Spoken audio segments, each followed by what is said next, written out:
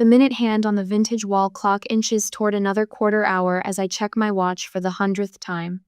25 minutes late. The ceremony should have started 25 minutes ago. Through the window of my bridal suite, rows of white chairs stretch across the vineyard lawn like piano keys. October sunlight sparkles off crystal glasses arranged on reception tables, and white roses climb the arch where Mark waits. Where I should be standing right now, becoming his wife. Claire? Sarah, our wedding coordinator, peers around the door. Her professional smile wavers at the edges. Should we, perhaps? Just 5 more minutes. My voice comes out steady, but my hands tremble as I check my phone again.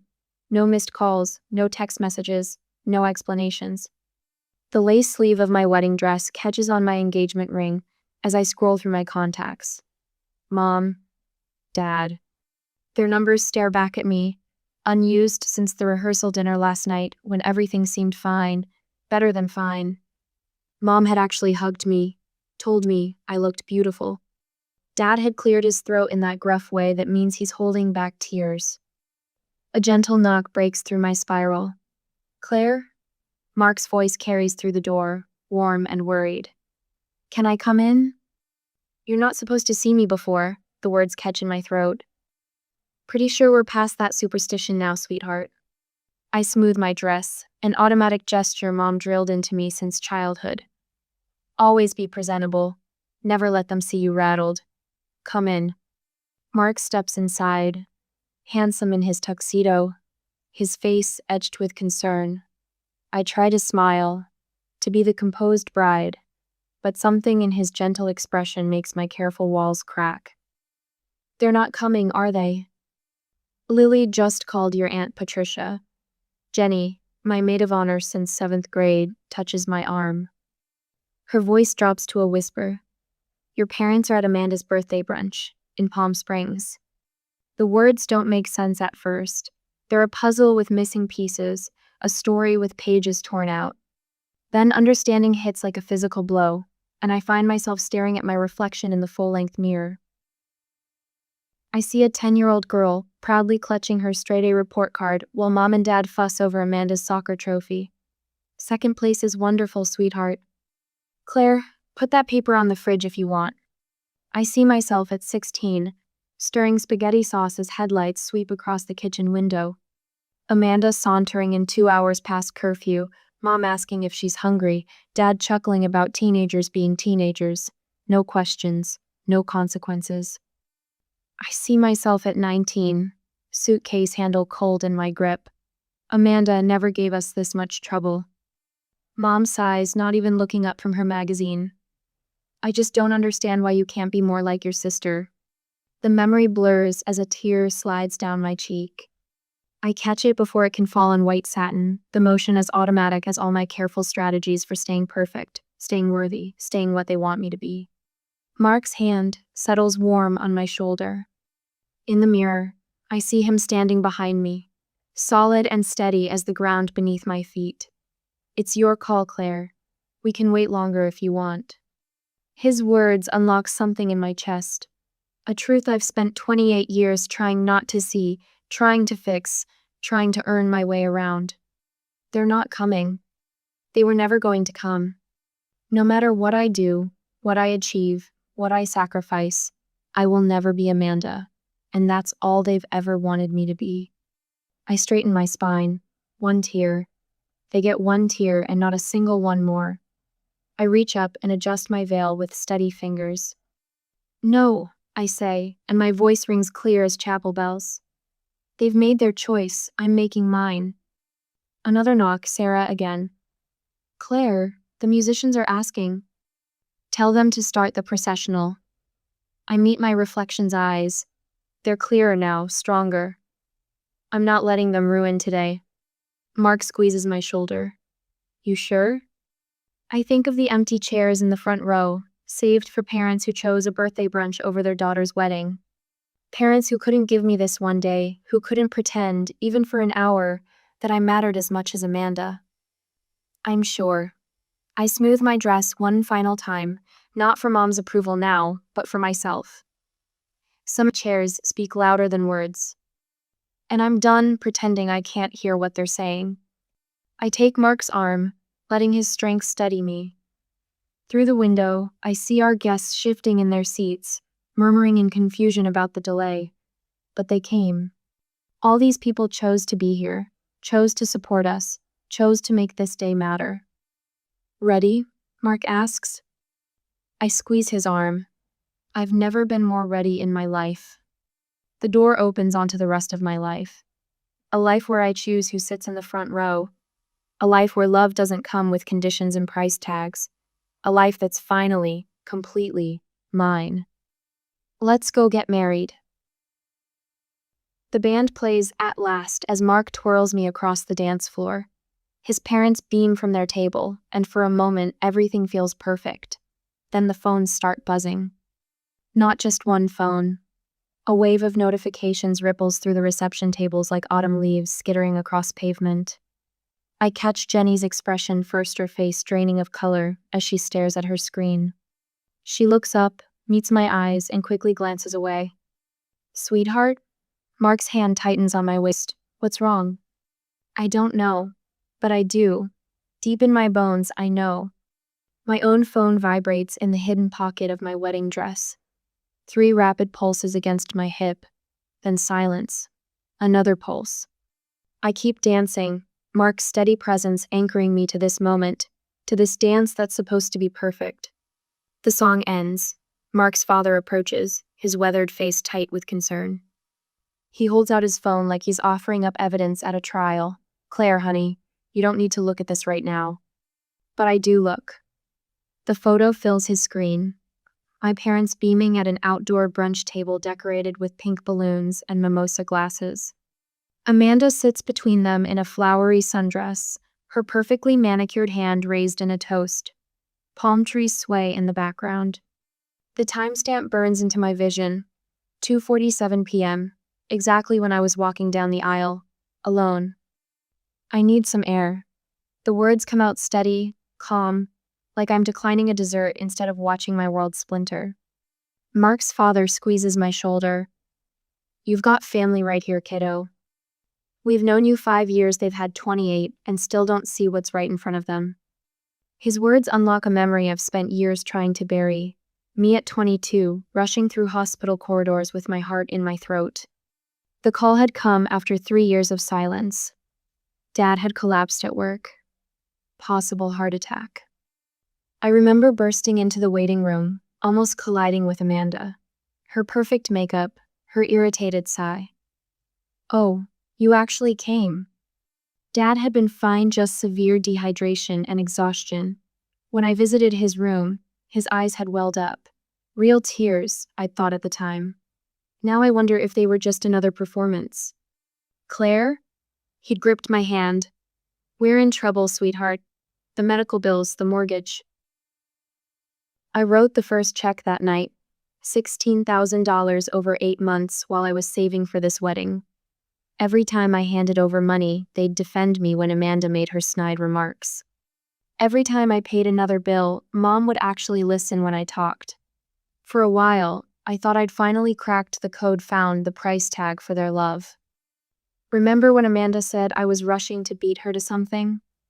I smoothed my dress, a nervous habit Mom drilled into me. That was right after they cashed my last check. Mark's jaw tightens. He knows what comes next. We'd been stuffing wedding invitations when Mom called. We'll try our best to make it, dear. You know how busy things get. Busy. Like Amanda's birthday brunch wasn't planned months ago. Like they hadn't RSVP'd yes to both events, knowing exactly what they were doing. A protective circle forms around us, Mark's parents, Jenny, friends who've watched this pattern play out for years. They create a barrier between me and the curious whispers, the pitying glances. Their love wraps around me like a bulletproof vest, absorbing impact after impact. The flowers are beautiful, Jenny says, squeezing my hand. The ceremony was perfect. The wine is amazing. They're the ones missing out, not you. She's right. The reception sparkles under market lights. Laughter bubbles up from the tables. Love flows as freely as the wine. But there's a hollow space in my chest where acceptance should live. Later that night, I sit on the hotel bed still in my wedding dress, staring at my phone. Mom's contact photo glows on the screen, a Christmas snapshot from before Amanda learned she could do no wrong. My finger hovers over the keyboard. The message takes shape, each word a stone I've carried for years finally set down. You made your choice today, and now I'm making mine. The response is instant, Mom's face filling my screen for an incoming call. No text, no apology, just the expectation that I'll answer, explain myself, smooth things over. Make their choices okay, like always. I silence the phone and turn to Mark. They still don't understand what they've done. He pulls me close, careful of my dress. No, they don't, but I understand exactly what I've got. Outside our window, the vineyard stretches into darkness, rows of vines like patient sentries. Stars speckle the sky, each one a pinprick of light in the vast black. I think about family loyalty, about the weight of expectations versus the warmth of real love, about what we owe the people who created us and what we owe ourselves. The debt has never been mine to pay. It's taken a wedding day betrayal to show me that truth. I curl into Mark's side, letting the last tears fall. Tomorrow, we'll face whatever comes next. Tonight, I'm exactly where I belong, wrapped in the arms of someone who shows up, who stays, who loves without a price tag attached. For the first time in 28 years, that feels like enough. 3 weeks later, thank you cards scatter across my kitchen table like autumn leaves. Each pristine white envelope represents someone who chose to witness our wedding day, to celebrate our love. My hand cramps from writing personal messages, but I welcome the discomfort. It keeps me focused, keeps me from checking my phone, even though it hasn't buzzed in a week. The doorbell shatters my concentration. Not a gentle press, a prolonged ring that makes my shoulders tighten. I already know who it is before I open the door. Mom stands in the hallway, her pearl necklace gleaming against her coral blouse, the same blouse she wore to Amanda's birthday brunch. Her lips quiver with what anyone else might mistake for emotion, but I recognize the theatrical tremble from countless childhood moments. How could you tear this family apart over something so petty? The words burst from her before I can even step back to let her in. I hold the door open wider, my bare feet cold against the hardwood floor. Come in if you want to have an actual conversation. She sweeps past me, designer purse clutched to her chest like armor. Her perfumey same scent she's worn since I was little fills the entryway. The familiar rose and jasmine notes that once meant comfort now make my throat tight. Amanda is heartbroken. Mom paces my living room, her heels clicking against the floor. She can't sleep, can't eat. Your behavior has affected everyone, and over what? A party? The word hits like a slap. A party? It was just a wedding, Claire. Your sister only turns 30 once. My hands still on the back of my couch, gripping the fabric. The familiar fog of invisibility creeps in, that childhood sensation of dissolving, becoming transparent, unreal, but something else rises with it. Something with teeth. My wedding wasn't just a party. My voice comes out quiet, but it cuts through her theatrics like a blade through silk. Here we go again with the dramatics. I moved back here when Dad got sick. The words fall like stones between us. I postponed my promotion. I worked remotely. I drove him to every appointment while Amanda was too busy with her social media consulting. Mom waves her hand. Your sister has a very demanding career. I gave you and Dad $16,000. My voice grows steadier with each truth. $16,000 that I'd saved for my wedding. Amanda wouldn't spare a dime. After everything we've done for you? What exactly have you done? I straighten, release my death grip on the couch. Besides, compare me to Amanda my entire life? Besides, show up to every soccer game she played while missing my honor society induction? Besides, choosing her birthday brunch over my wedding? You're being melodramatic, as usual. Mom's voice turns sharp. Your father is devastated by your behavior, and Amanda says you've always been jealous of her. A strange calm washes over me. Like stepping into the eye of a storm, everything's suddenly clear and quiet. I see the pattern laid bare, the guilt trips, the gaslighting, the constant deflection. I'm not asking for special treatment. I walk to my front door, rest my hand on the knob. just equal treatment. And until you can acknowledge what you did, what you've been doing my whole life, we have nothing more to discuss. Claire Elizabeth Morgan, you will not dismiss me. Yes, I will. I open the door. Not with a dramatic swing, but with the quiet determination I learned from years of being the responsible one, the reliable one, the invisible one.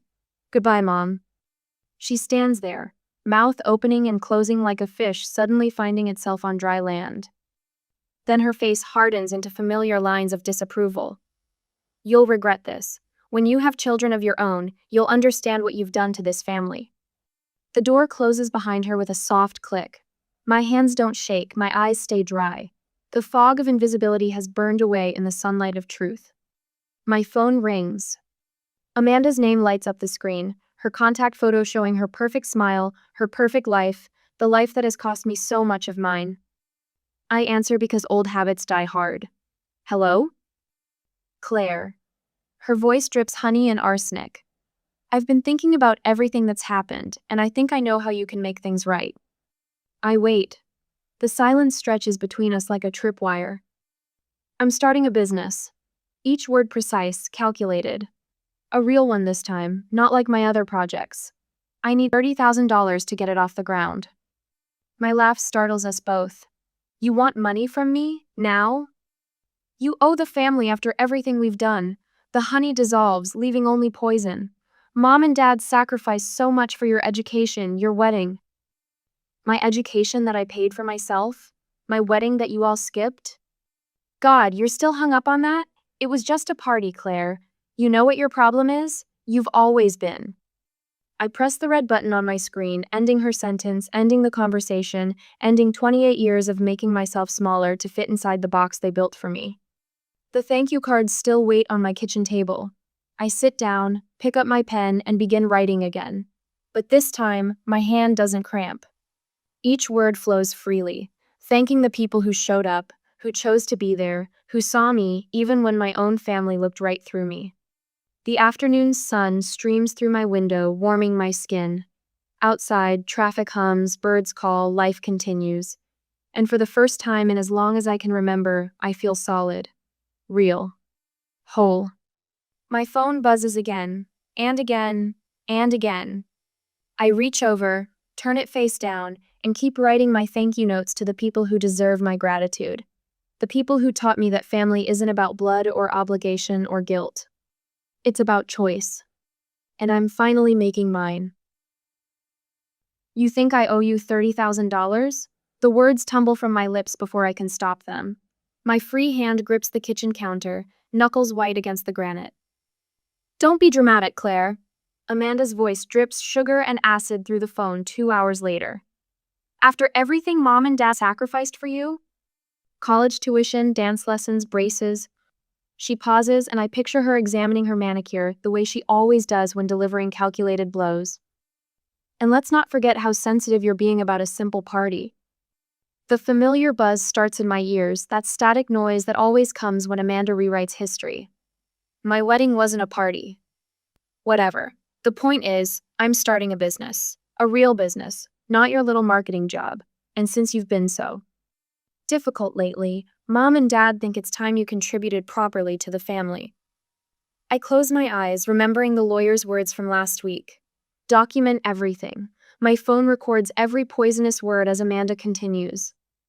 They're considering legal options, for repayment of past support. Another pause. But I told them I'd talk to you first, sister to sister. The static in my head crescendos. Legal options, of course. When guilt fails, they resort to threats. I need to think about this. My voice emerges steady, controlled, a tone I learned from years of walking on eggshells. Goodbye, Amanda. I end the call before she can respond, fingers trembling as I pull up Mark's number. 1 ring, 2. His familiar, "Hey, sweetheart," nearly breaks my composure. They want $30,000, the words spill out. Amanda says they're getting lawyers involved, for past support, for raising me. I'm calling Rachel. Mark's voice hardens. Rachel, his cousin, who happens to be a family law attorney. Don't respond to anything else from them until we talk to her. The call with Rachel comes that afternoon, An hour after the call, I was in her office. Her office smells like coffee and old books, nothing like the sterile corporate spaces where Amanda conducts her business ventures. They have no legal claim. Rachel's pen scratches across her yellow notepad. Parents are legally obligated to provide basic care and support for their children. They can't retroactively demand payment for doing what the law required them to do. My shoulders drop an inch. What about the money I already gave them? The $16,000? Rachel flips through her notes. That was a gift, not a loan. Unless they have documentation proving otherwise? I shake my head. They said they'd pay it back, but they never put it in writing. Rachel's eyes soften. Claire, I need you to understand something. This isn't about money. This is about control. The truth of her words settles in my chest like a stone. My phone buzzes. Dad's number lights up the screen. Rachel nods, and I answer on speaker. Princess. His voice wavers, nothing like his usual confident tone. We need to talk about the family situation. My heart clenches at the old nickname. He hasn't called me that since I was 12.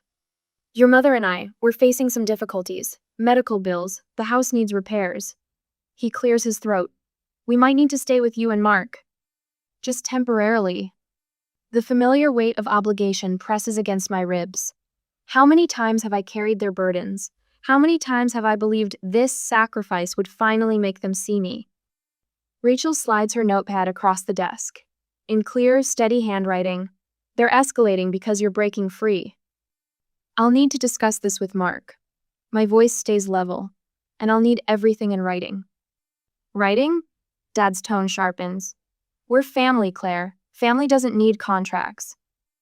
Family also doesn't skip their daughter's wedding for a birthday brunch. The silence stretches between us like a rubber band about to snap. I'll text you later, I say, and end the call. Rachel hands me a tissue. I hadn't realized I was crying. That evening, Mark and I sit at our kitchen table, property listings spread before us. The renovation project we'd planned for next year suddenly feels suffocating. Too close, too accessible. The Seattle job offer is still open. Mark's hand covers mine. They'd want me to start next month. 5 states away. Far enough that dropping by unannounced would require real effort. My phone chimes. A text from Mom. Your sister needs our support right now. Why are you being so selfish? I type 6 words. I've consulted an attorney. No more money. The response comes in a barrage. First Amanda, you ungrateful little snake. Then Mom, after everything we've done for you. Dad, your mother is heartbroken. We're a team. Mark's voice anchors me as the messages pour in. Their manipulation stops now. I silence every contact except his. The quiet that follows feels like standing in the eye of a hurricane, terrifying and peaceful all at once. Sometimes I whisper, staring at the Seattle listings, the only way to be seen is to disappear. My Aunt Patricia calls an hour later. Your mother says you've abandoned them in their time of need. Her voice carries decades of family dynamics. Claire, honey, you need to be the bigger person. I've been the bigger person my whole life. The words rise from some deep, untapped well of truth. I'm done making myself small to make them comfortable. I hang up and block her number too. In the sudden silence of our kitchen, Mark pulls me close. Through the window, I watch the sun set behind the hills where my parents' house sits. Tomorrow, they'll try again. Different tactics, same goal. But tonight, in this moment of quiet revolution, I finally understand. Their power over me was always an illusion, one I chose to believe. I turn away from the window and face my husband. Call Seattle, tell them we'll take it. The rest of the evening passes in a blur of logistics and listings. But underneath the planning, a strange lightness fills my chest. Not happiness, not yet, but something closer to freedom. My phone sits silent on the counter, dark screen reflecting the kitchen lights. In its black mirror, I see the ghost of who I used to be, good daughter, the reliable backup, the endless well of support. She's gone now, and in her place stands someone stronger. Someone who finally knows her worth isn't measured in dollars or favors or sacrificed dreams. Someone who understands that sometimes love costs too much. The sun stretches long shadows across hardwood floors Mark picked for our new Portland home. 3 months of quiet mornings, predictable routines, peace. No drama, no guilt-laden phone calls, no Amanda. Until now.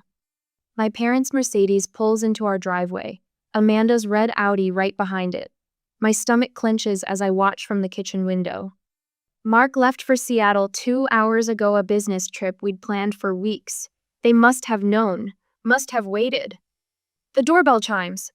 I count to 10, straightening my spine the way I learned in college debate club. Whatever comes next, I won't let them see me flinch. Mother's face crumples when I open the door. Claire, sweetheart. Her voice wavers, practiced tears brightening her eyes. Dad stands behind her, mouth set in that stern but concerned expression he perfected during my teenage years. Amanda sniffles, mascara artfully smudged. Perfect casting for their little intervention. This is unexpected, I say, keeping my tone neutral. The words taste like chalk. A daughter shouldn't need an invitation to see her parents. Dad's voice carries that familiar weight of authority, of obligation. Especially when they've driven hundreds of miles to make things right. Amanda pushes past them into my foyer, uninvited. Her designer heels click against the hardwood Mark and I installed together. Nice place, she says, but her nose wrinkles like she's smelling something unpleasant, though it's a bit remote. That was the point. I leave the door open, a clear message they pretend not to see. Mother sinks onto my couch, hand pressed to her chest. The doctor says my blood pressure. She pauses for effect. Well, the stress of this family situation isn't helping. I'm sorry to hear that. The words come automatically, years of conditioning trying to take over. I push them back. Dad paces, each step deliberate. Claire, you've always been the sensible one. This distance, these accusations isn't like you. You're right. My voice stays steady. The old Claire would have accepted your excuses, would have written another check, would have smiled while you missed another milestone. Amanda's eyes narrow. She leans close as she passes me, whispers, "You still owe us." The words hit like a slap. But instead of flinching, I walk to my home office. I need to show you something. The cream folder sits ready on my desk, organized during sleepless nights when I wondered if this moment would come. Bank statements, text messages, photos. A paper trail of love offered and rejected. Mother's tears vanish when I spread the documents across my coffee table. What is this? Evidence. I point to the bank statements. $16,000 I sent you last year. Here's Amanda refusing to help when I asked her to split the cost. My finger moves to the text screenshots, and this, I tap the photo of them at Amanda's birthday brunch. This was taken the exact moment I walked down the aisle alone. You're being dramatic. Amanda rolls her eyes, but her fingers twist together in her lap. No, the word rings clear as chapel bells. I'm being honest, something this family never learned to do. After everything we've done for you, Dad's mask slips, showing the anger beneath. The sacrifices. We're conditional. I stand straighter. Every gift came with strings. Every kindness had a price tag. I won't fund Amanda's business. I won't be your financial safety net. If you want a relationship with me, it will be based on mutual respect, not obligation. You've always been so selfish, Amanda spits, desperation cracking her perfect facade. Mother collapses into genuine tears now, not the delicate ones she practiced in her mirror. Dad's face flushes dark red. None of them ask about my life here, my happiness. The promotion I mentioned in the Christmas card they never acknowledged. I walk to the door, hold it open wider. I think it's time for you to leave. Claire. Mother stands, smoothing her skirt. Don't do this. Don't throw away your family over. Over what? My wedding day? The lifetime of playing second choice? The money you took while treating me like a bank instead of a daughter? Each question hits like stones dropping into still water. You showed me exactly where I stand. I'm just finally standing somewhere else. They file out, Amanda first, then Mother clutching Dad's arm. The autumn breeze carries the scent of wood smoke and changing leaves. Behind them, my home waits clean and quiet and mine. A space where love doesn't come with conditions. The door closes with a soft click. Not a slam, not an explosion. Just the quiet sound of choosing peace over performance, truth over pretense, self-respect over suffocating love. My hands don't shake as I turn the lock. I've paid enough. The minute hand on our kitchen clock moves in steady, unhurried clicks. 6 months ago, each tick felt like a countdown to the next crisis, the next guilt-laden phone call, the next impossible demand. Now the sound blends with morning birdsong through open windows, with Mark's contented humming as he pours coffee, with the gentle rustle of spring air through our herb garden. I stretch, feeling the unfamiliar lightness in my shoulders. No tension headache, no knot of dread in my stomach anticipating Mom's daily updates about Amanda's latest crisis. Just the warm aroma of coffee and the way sunlight catches the prism hanging in our window, scattering rainbow fragments across white walls. Big plans today? Mark sets my favorite mug beside my laptop. The ceramic is warm against my palms, solid and grounding. Meeting with Susan at 10. I take a sip, letting the richness linger. My therapist suggested savoring small moments like this, building new neural pathways to replace the old tracks of anxiety. Then I thought I'd start planning our first real Christmas, just us. Mark's eyes crinkle at the corners. He knows what this means.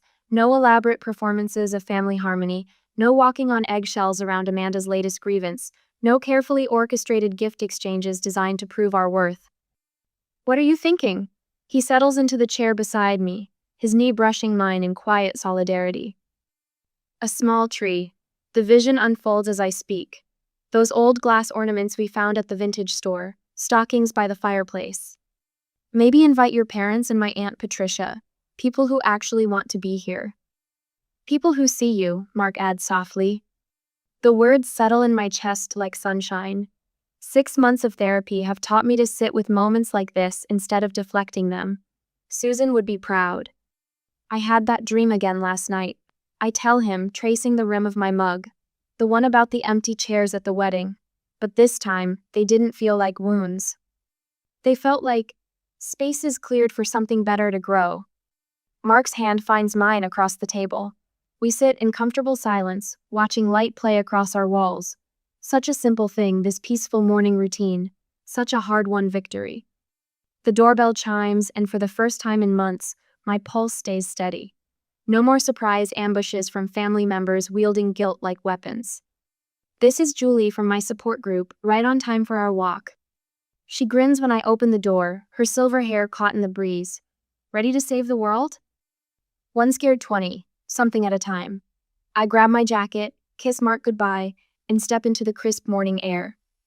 The community center where we volunteer sits 4 blocks away, its brick walls weathered but welcoming. Inside, familiar faces nod as we pass. Here, everyone understands the complex journey of choosing peace over toxic family bonds. No judgment, no pressure to reconcile, just quiet support and shared wisdom. My first appointment today is with Rachel, barely 23, clutching tissues as she describes her mother's latest manipulation attempt. 6 months ago, her story would have cracked my careful defenses. Now I can sit with her pain while maintaining healthy boundaries of my own. But if I don't help them with the down payment, they'll lose the house, Rachel whispers. What kind of daughter lets that happen? A daughter who recognizes that her worth isn't measured by her bank account. The words flow naturally now, hard-earned truth rather than rehearsed wisdom. You're not responsible for fixing their financial choices. Recognition flickers in her eyes, the same awakening I felt that day in our sun-filled kitchen, saying no to Amanda's business loan demand. Rachel straightens slightly, tissues forgotten in her lap. Later that evening, Mark and I host dinner for our chosen family. Julie and her partner, 2 couples from our neighborhood, my Aunt Patricia who drove up from Eugene. Our dining room hums with genuine laughter, with conversations that flow without hidden agendas or veiled criticisms. I raise my glass, catching Mark's eye across the candlelight, to finding the courage to choose peace, even when it's the harder path. The words echo off walls that have never heard a manipulative accusation, never witnessed a guilt-fueled breakdown. This space is ours, filled only with relationships we've chosen to nurture. After our guests leave, I stand on the back porch, watching the sun paint the sky in gentle oranges and pinks. A year ago, I would have been compulsively checking my phone, bracing for the next family emergency. Now the only sound is the soft click of the door as Mark joins me, his familiar presence steady as the ground beneath my feet. Peaceful evening, he murmurs, wrapping an arm around my waist. I lean into his warmth, watching stars emerge above Portland's twinkling lights. The truth settles over me like a soft blanket. Sometimes the family you're born into teaches you what love isn't. And that lesson, painful as it is, helps you recognize what love truly is. This quiet contentment, this mutual support, this freedom to exist without constant judgment or demand. Mark's chest rises and falls against my back, our breathing synchronized in the gathering dusk. No words needed, no performances required. Just this moment, this peace, this life we're building together. This is what coming home really means. The blue glow of my laptop screen illuminates my face in the darkness of my Palo Alto apartment. Outside, fog rolls through the valley, but I notice only the numbers on my screen. $11,682.72. 3 years of automatic payments to my parents, flowing like an underground river they never acknowledged. I take a sip of herbal tea, gone cold hours ago. The clock on my microwave reads 11:17 p.m. Too late for most people to be working, but my normal hours disappeared somewhere between startup funding rounds and proving myself worthy. My phone vibrates against the glass coffee table. Dad's name appears on the screen. Unusual. He typically communicates through Mom, maintaining plausible deniability about needing my help. Hello, I answer, keeping my voice neutral. Sierra. His tone carries that familiar edge, like I've already disappointed him somehow. Hi, Dad. Everything okay? I minimize the banking window, though he can't possibly see it. He clears his throat. About Thanksgiving next month. Your mother and I were thinking, maybe you shouldn't come this year. My fingers freeze over the keyboard. What? Jenna's boyfriend will be visiting. He's impressive, corporate, well-spoken. He pauses. Your job. It's hard to explain. The words hit like individual stones. I think of my corner office overlooking San Francisco Bay, the team of 37 people who report to me, the medical device that's currently saving lives in 17 countries. My job is hard to explain. I repeat, the words hollow. People ask questions. What you do, it doesn't sound. He trails off, searching for a word that won't sound cruel. Traditional. Traditional. Like Jenna's marketing career. Like the path they always wanted for me. I see. The apartment suddenly feels colder. Don't take it personally, he continues, his voice hardening. This dinner is important to your sister. We need to make a good impression. My throat tightens. And I don't make a good impression. For God's sake, Sierra, why do you always make everything so difficult? The familiar frustration rises in his voice, the one I've heard since childhood science fairs and debate tournaments. Just skip this one. Come for Christmas instead. I remain silent, staring at the banking window I've reopened. 3 years of helping them keep their house after Dad's early retirement. 3 years of paying off Mom's credit cards when her real estate business dried up. Fine. His voice drops to that dangerous quiet I remember from childhood. If you insist on coming, don't call me your father. My finger hovers over the red button on the screen. The emptiness spreads through my chest like spilled ink. Sierra, did you hear me? I heard you. My voice sounds distant, even to myself. The call ends. I don't remember if he hung up or I did. I sit motionless, breathing in the silence of my expensive apartment. The memories flood back without permission. Jenna's high school graduation party that took over the house for a weekend. My acceptance to MIT announced over microwave leftovers. The time Mom drove 4 hours to bring Jenna her forgotten prom shoes, but couldn't make the 30-minute drive to my robotics competition. My hand moves to the trackpad almost of its own accord. I navigate to the automatic payments section. 3 different accounts, their mortgage, utilities, and a monthly cash transfer labeled family support. I think about Thanksgiving dinners past. My questions about their finances met with vague answers and quick subject changes. The way Dad toasted Jenna's minor promotion while my Series B funding round went unmentioned. I click cancel payment on each account, one by one. No warning, no explanation. Just the quiet click of my decision rippling into their world. The confirmation screens glow softly. This recurring payment has been successfully canceled. I close the laptop with finality. Sometimes love means walking away, I whisper to the empty room. My phone rings again. I expect Dad or maybe Mom, somehow already aware of what I've done. But it's Aunt Karen's number, the only family member who ever came to my graduations. Hi, Aunt Karen. I say, my voice thick. Just checking on my favorite niece, she says, her Carolina accent warming the words. You working too hard again? I'm fine. The lie comes automatically. Then I reconsider. Actually, no, I'm not fine. Tell me, she says, no surprise in her voice. I explain what happened, each word loosening something inside me. Oh, honey, she says when I finish. You know I love my sister, but this has gone on long enough. You've given enough. Have I? My voice cracks. Sometimes I think if I just try harder. Sierra Catherine Winters, she interrupts, using my full name like she did when I was small. There's a difference between supporting family and enabling them to hurt you. Tears slip down my cheeks, but my voice steadies. I've given enough. It's about time, dear, she says softly. It's about time.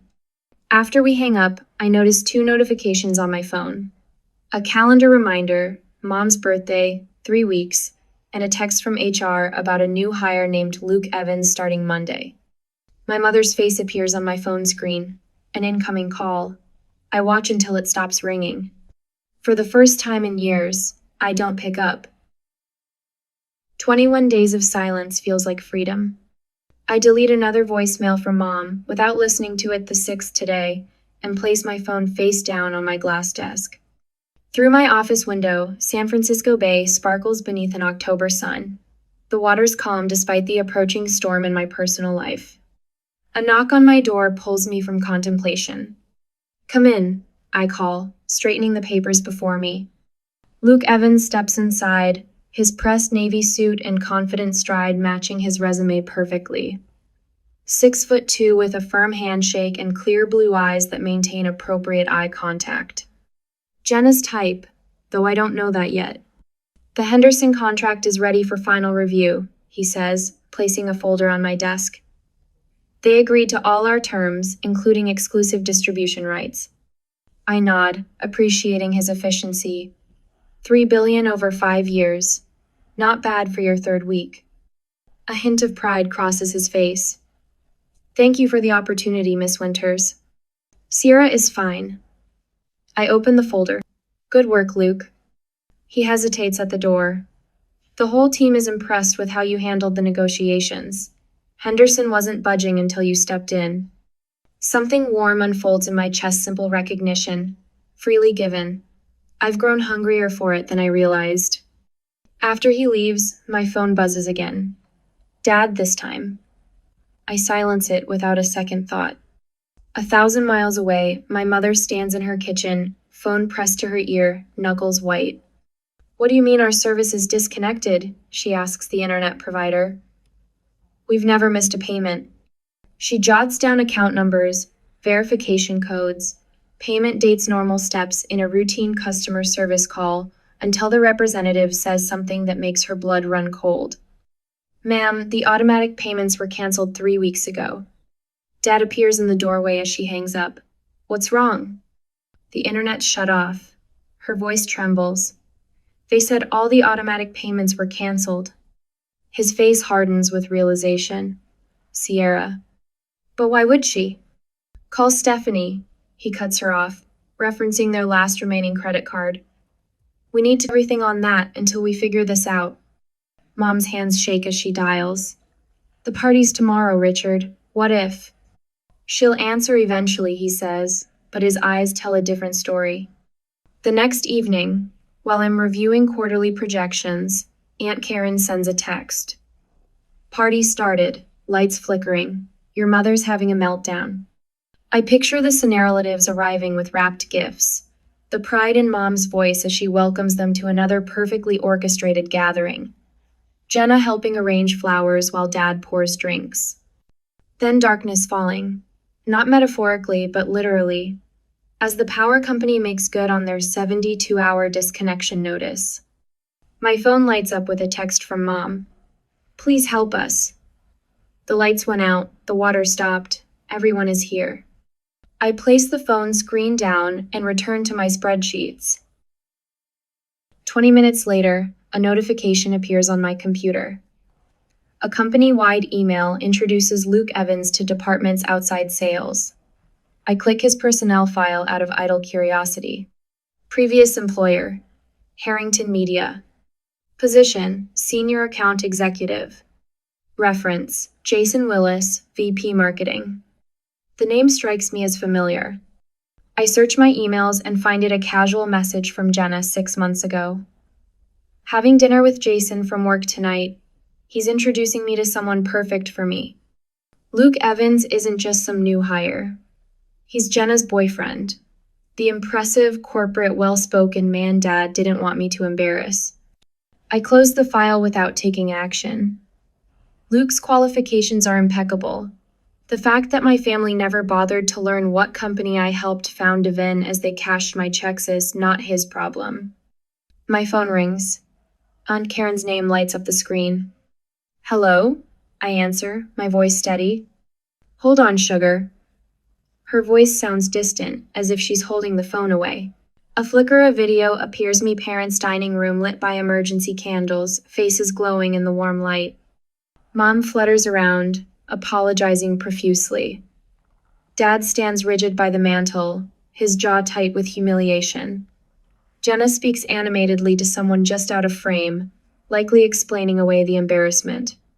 Then the camera shifts, and I see Luke's face, illuminated by candlelight. Wait, he says, his expression changing as he notices Aunt Karen's phone. Is that Sierra? Aunt Karen brings the phone closer to her face. Yes, I'm talking to my niece. Do you know her? The room goes quiet. Conversations halt mid-sentence. Luke's confusion is visible even through the small screen. Miss Winters? From Metatronics? Yes, Aunt Karen says, her voice laced with mischief. Sierra Winters. The camera pans across stunned faces, landing finally on Dad, whose expression shifts from annoyance to disbelief.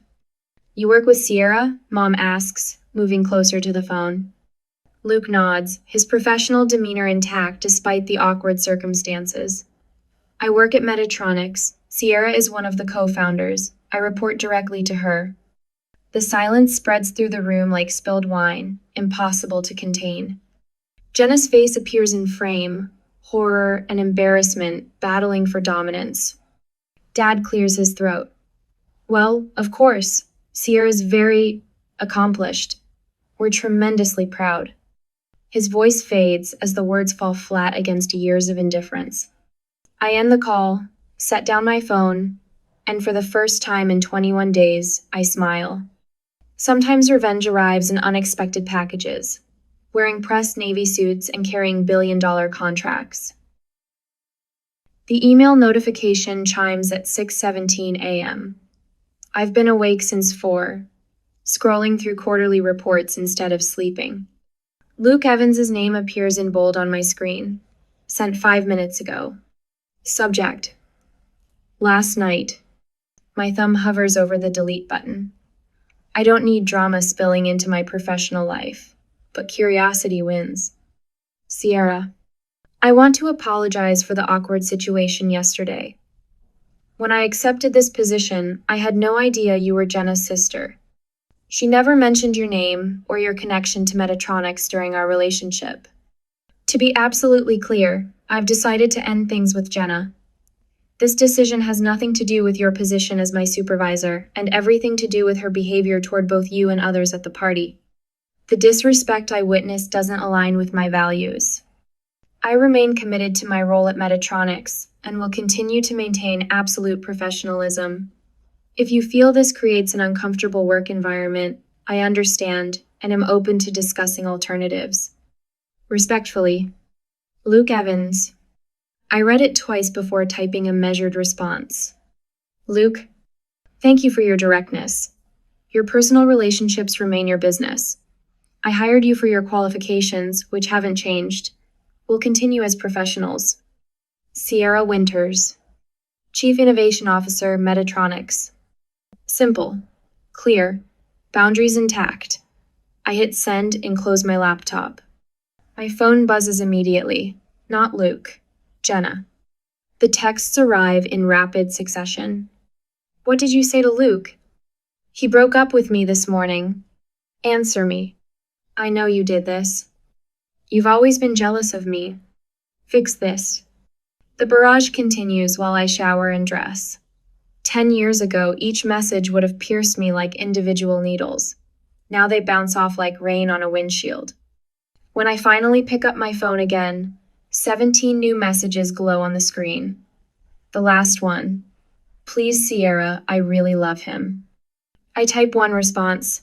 He didn't leave because I told him to. He left because of how you treat people. Then I silence notifications from her number. The Carrington merger puts us 6 months ahead of projections. 40 pairs of eyes focus on me in our glass-walled conference room. I stand straight, shoulders back, voice steady. The PowerPoint behind me displays growth charts that climb like mountain ranges. Questions before we move to departmental updates. Hands raise. I call on them one by one, answering with precision. This room, these people, they see me. Actually see me. Not as someone's daughter or sister, but as a leader who built something valuable. Marcus from engineering asks about integration timelines. Sophia from legal clarifies contract details. Luke, sitting quietly in the back, nods appreciatively at my explanations without drawing attention to himself. After the meeting, my assistant Diana hands me a coffee. The board called. They want to move up the quarterly review. Apparently, they've seen the Carrington numbers. Schedule it whenever works. We're ready. I take the coffee, our fingers briefly touching. Thanks for handling everything while I was out yesterday. That's what a team does. She smiles, warm and genuine. We've got your back. The contrast stings. My team rallies while my family fractures. I push the thought away and walk to my next meeting. The cousins are in an uproar, Aunt Karen says, buttering her bread. We sit at an outdoor cafe 3 blocks from my office. The spring sun warms our table while a light breeze carries the scent of nearby flowers. About what? I pick at my salad, still not hungry after days of turmoil. About how Richard and Diane treated you all these years. She leans forward, lowering her voice. Turns out, they've been telling everyone you abandoned the family when you got successful. That you forgot where you came from. My fork freezes midway to my mouth. What? But after the birthday disaster? Her eyes crinkle with satisfaction. Everyone saw the truth.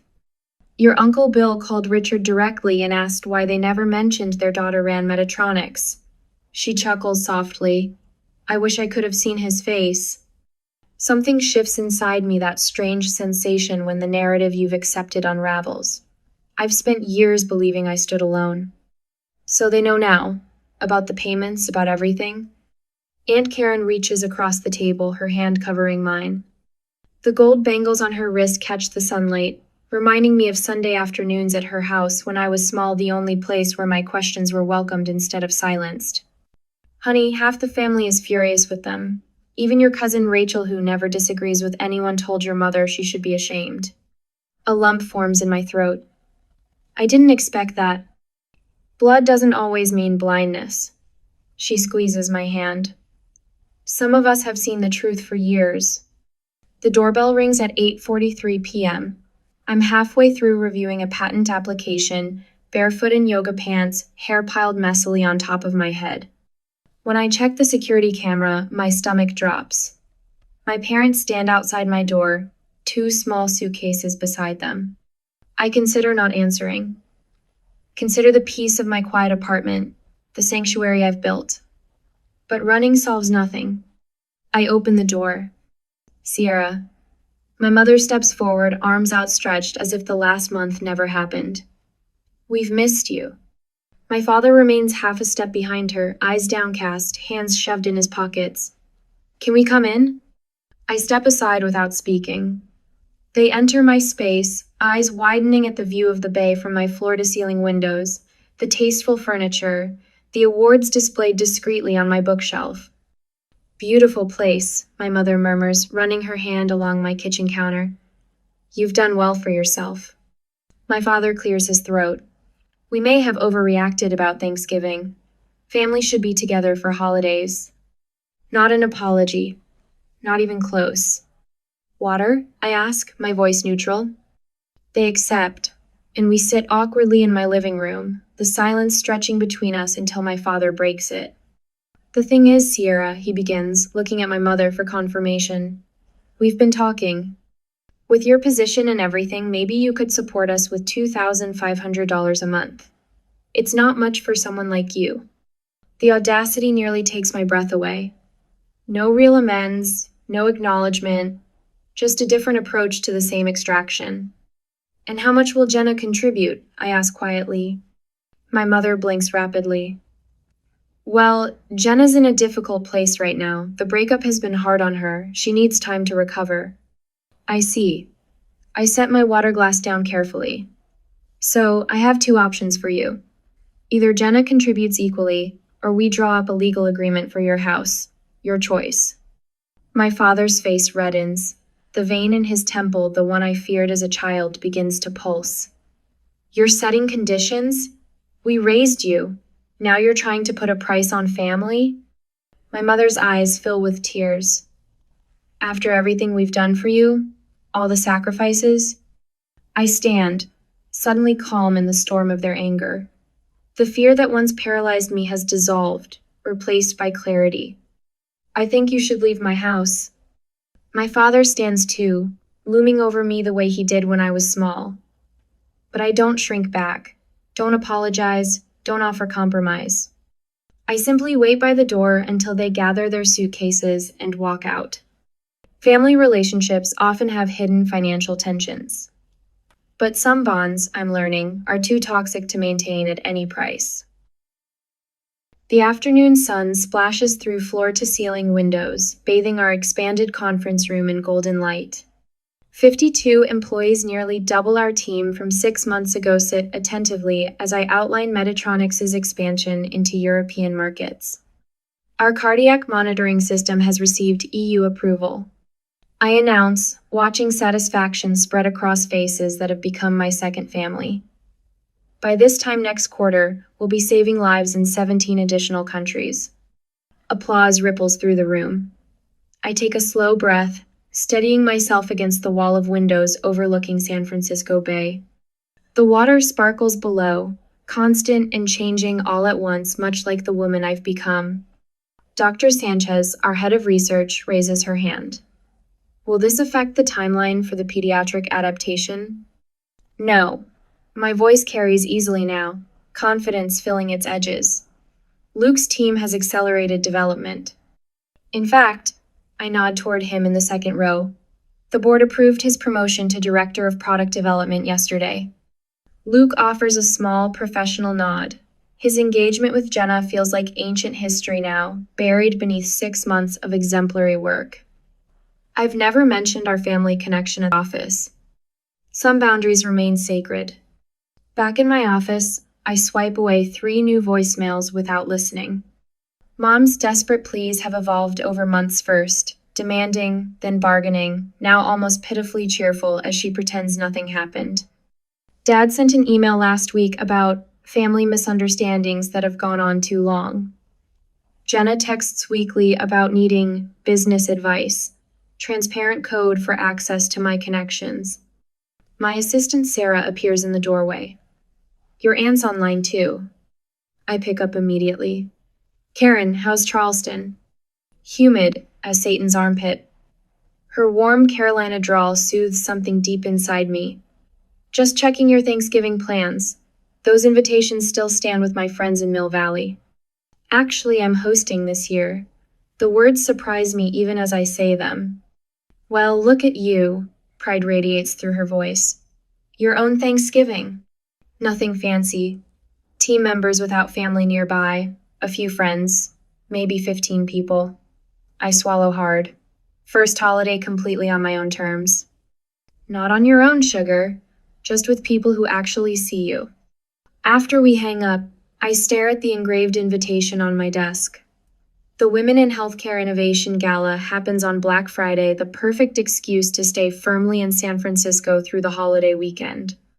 The awards ceremony glimmers with crystal and silver when I arrive 3 days later, pleasantly full from hosting my first Thanksgiving dinner. The warmth of genuine laughter and appreciation still lingers, so different from the tense silence of family holidays past. Sierra Winters announces the presenter for revolutionary advances in accessible cardiac monitoring. Walking to the podium, I spot two unexpected figures slipping into rear seats. Mom and Dad, dressed in church clothes, looking awkwardly hopeful. I focus on the award, cool and soft in my hands. Thank you, I begin, scanning friendly faces. Innovation rarely happens in isolation. I'm particularly grateful to my Aunt Karen, who taught me that support means celebrating someone's true self, not an image you've created for them. I say nothing about my parents. Their applause seems hollow among the genuine cheers. Later, as I gather my things to leave, Luke appears beside me, clutching his water glass too tightly. Got a minute? He asks. We find a quiet corner away from mingling guests. I've wanted to say this for months, he begins. After Jenna and I broke up, she told me things. About your childhood. How they treated you. His fingers tighten around his glass. She meant it to explain their behavior, but it just... He shakes his head. I need you to know you made the right choice. Some families don't deserve second chances. A knot loosens in my chest, validation from the most unexpected source. That night, social media explodes with congratulatory posts. Mom shares the foundation's professional photo of me receiving the award. So proud of our daughter. We always knew she would change the world. Proud parents. Cousins and distant relatives pile on, claiming they always supported Sierra's brilliant mind and knew she would make the family proud. College friends and colleagues respond with receipts, photos of themselves at my MIT graduation when my parents were absent, screenshots of texts where I confided about family dismissal, stories of helping me move apartments when no family appeared. I maintain digital silence through it all, watching truth and fiction collide in real time. 3 days later, I post a single photo of me new chosen family gathered around my Thanksgiving table, faces bright with genuine affection. The caption reads simply, "Grateful for those who celebrate your journey, not just your destination." The spring sun glints off my windshield as I navigate the winding streets of my parents' neighborhood. Brick homes with manicured lawns stand like sentinels of suburban success. My knuckles whiten against the steering wheel. They're 3 months behind on property taxes, Aunt Karen had warned during our call yesterday. Your father's pride is the only thing holding that house together now. I park across the street, checking my reflection in the rearview mirror. The woman staring back bears little resemblance to the girl who used to live here. My shoulders square as I gather my laptop bag. The walkway to their front door reveals neglect weeds pushing through cracked concrete, paint peeling from the shutters, the sprinkler system clearly broken for months. The brass knocker feels unexpectedly cold against my knuckles. Dad opens the door. The past year has carved new valleys into his face, added silver to his temples. His eyes widen briefly before narrowing. Sierra. My name sounds like an action on his lips. Hello, Dad. The words come out steady, practiced. Mom appears behind him, her smile too bright. Honey, what a wonderful surprise. She pulls me into a hug that smells of desperation and drugstore perfume. The living room looks smaller than I remember. The furniture arrangement hasn't changed in 15 years, but everything seems worn now, faded cushions, threadbare carpet paths, dust collecting on the piano no one ever played. Can I get you something to drink? Mom's voice carries the artificial cheerfulness I remember from childhood disasters. Coffee? Tea? Water is fine. I place my laptop bag on the coffee table, noticing the stack of unopened bills beside a vase of wilting flowers. Mom bustles to the kitchen, while Dad lowers himself into his recliner, the leather cracking beneath him. "You should have called first," he says. "Would you have answered?" His jaw tightens. Before he can respond, footsteps sound on the stairs. Jenna appears, looking polished despite the household's decay. "Sierra? What are you doing here?" Her surprise seems rehearsed. Mom returns with water in the good crystal, reserved for company. "Isn't this lovely? Both my girls home on a Sunday." I take a small sip, letting silence fill the room. They exchange glances, a familiar choreography of unspoken signals. "We've missed you so much, sweetheart." Mom perches on the edge of the sofa beside me. "It hasn't been the same without our little girl." Dad clears his throat. "Your mother's arthritis has been acting up. The specialist bills aren't covered by insurance." Jenna nods solemnly. "We've been helping as much as we can." She sits opposite me, crossing her legs. But times are tough for everyone. I place my water glass on a coaster, the soft clink punctuating their performance. "Is that why you invited me here? To discuss finances?" "Of course not." Mom's hand flutters to her chest. "But since you brought it up, we thought maybe you could help with a little something, just until we get back on our feet." I unzip my laptop bag. "I think we need to review some history first." Their eyes follow my movements as I open my computer on the coffee table. The screen illuminates with a spreadsheet. "This is a record of every payment I've made to support this household over the past 4 years." I turn the screen toward them. Mortgage, utilities, credit cards, medical bills. A total of $147,892.36. The color drains from Mom's face. Dad's mouth opens and closes without sound. "That's impossible," Jenna finally says. I click to the next screen. "These are text messages from all of you about my career." I read aloud, "Sierra's playing with computers again. Something about robots and healthcare, who knows? She always was in her own little world." Another click. "And these are emails from you, Jenna, to various people in my industry, asking about job opportunities while simultaneously undermining my reputation." The silence thickens as they stare at the evidence of their betrayal. Dad recovers first. "We never asked for that money." "No, you just accepted it without acknowledgement." Mom's tears start flowing, not the manipulative ones I've seen before, but genuine shock. "We didn't know." "That's the problem." I close my laptop. "You never bothered to know anything about me." Jenna stands abruptly. "This is ridiculous. You show up after a year to throw your success in our faces?" "I'm here to establish boundaries." My voice remains steady. "If you want a relationship with me going forward, there are terms." I count them off on my fingers. 1. Acknowledge the support I've provided. 2. Financial independence. I will not be your safety net. 3. Respect for my career and my choices. Dad's face hardens. "So you're giving ultimatums now? To your own parents?" "I'm offering a pathway forward based on mutual respect." "Respect?" He stands, towering over me like he did when I was young. "You don't dictate terms to family." Mom looks between us, torn. "Richard, please." "No," his voice booms. "No daughter of mine makes demands like this."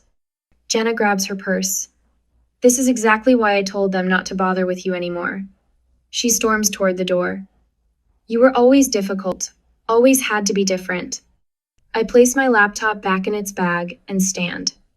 My hands don't shake anymore when he raises his voice. At the doorway, I pause to look back at them. Mom's tears have smudged her makeup.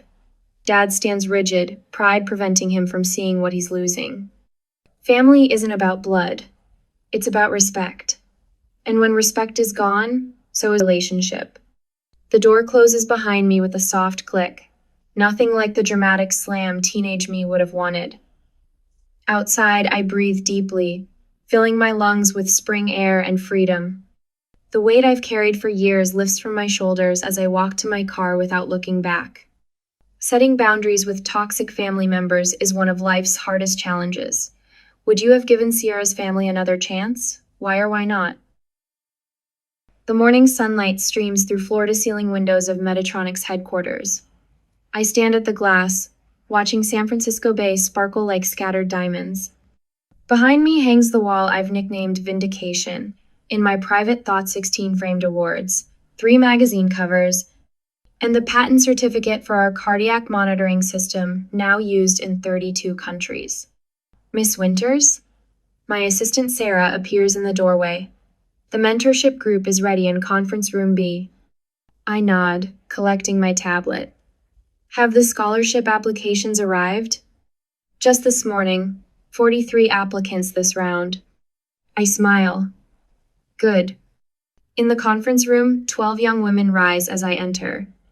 Their eyes shine with a familiar hunger. I recognize the need to prove themselves in a world that underestimates them. Ladies, I begin. Success isn't just about technical brilliance.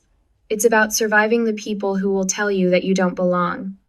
2 hours later, I sit across from Dr. Levine, picking at a loose thread on the office couch. After 2 years of therapy, the furniture feels less intimidating, but the conversations never get easier. You mentioned dreams about your father again, she says. The same one. He's standing at Thanksgiving dinner carving the turkey, and I'm invisible, literally transparent. And your mother? I swallow hard. She looks right through passing Jenna the gravy. Dr. Levine leans forward. What does Sierra need that invisible girl didn't get? The question sits between us, heavy with implications. My throat tightens. Recognition, I whisper. Not for what I achieved, for who I am. That evening, Aunt Karen's FaceTime call catches me reviewing scholarship essays. Her silver-streaked hair is pulled back, her kitchen visible behind her. Got something for you, she says, holding up a cream-colored envelope. From your mother. My stomach drops. How did she... I saw her at the grocery store. She asked me to deliver it. Aunt Karen's expression remains neutral. No pressure either way, honey. The letter arrives 2 days later. I place it unopened on my kitchen counter, where it sits while I prepare for Thanksgiving. I've invited 14 people colleagues, friends from my running group, my therapist, and Aunt Karen, who's flying in tomorrow. The envelope watches me like an unwelcome guest as I check my shopping list. When I finally open it 3 hours later, the single page holds just 4 sentences in my mother's familiar handwriting. I was wrong. You deserved better than what we gave you. This isn't asking for anything. I just needed you to know. No manipulation, no requests, just recognition. I fold it carefully, sliding it back into the envelope. On Thanksgiving morning, I arrange 15 chairs around my extended dining table, 14 confirmed guests, and 1 empty seat with no place setting. Possibility, not expectation. After dinner, when everyone moves to the living room for coffee, I return to my home office. The laptop screen glows as I log into my banking portal. The automated payments section shows 5 monthly transfers each, supporting a scholarship for young women from unsupportive families. My phone buzzes with a text. I'm proud of you. My mother's number. 2 years of silence broken with 5 simple words. My fingers hover over the screen. The old Sierra would have ignored it, or worse, lashed out with accumulated hurt. But that Sierra had nothing to prove anymore. I type 2 words. Thank you. Later, after everyone has gone, I walk through my quiet apartment. On my desk sits a framed dollar bill, the first revenue Medtronic's ever earned. I trace the glass with my fingertip. For years, I thought being a good daughter meant being endlessly giving. But now I know love that demands sacrifice without gratitude isn't love. It's manipulation. I close my laptop and turn toward tomorrow.